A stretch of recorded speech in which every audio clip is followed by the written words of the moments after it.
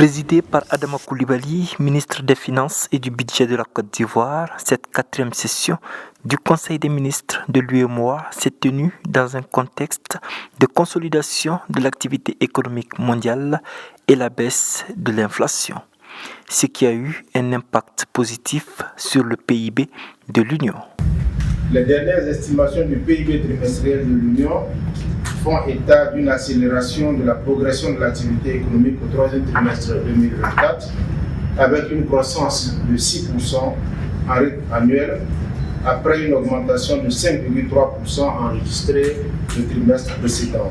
Un PIB en bonne santé, une gestion des finances publiques plutôt stable après 9 mois, les perspectives pour l'année 2025 s'annoncent bonnes. Selon les dernières prévisions de la BCEAO, le taux de croissance du PIB de l'Union en termes réels ressortirait à 6% en 2024, puis à 6,3% en 2025.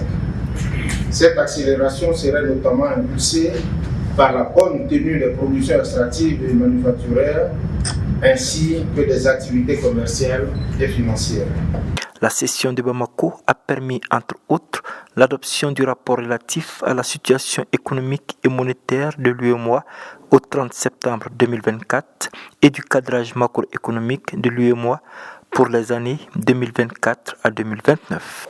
L'adoption du rapport sur les perspectives financières actualisées 2025-2029 de la BOAD qui permettra à notre banque de développement de préserver ses équilibres financiers sur la base d'objectifs d'activité et des conditions d'intervention proposées.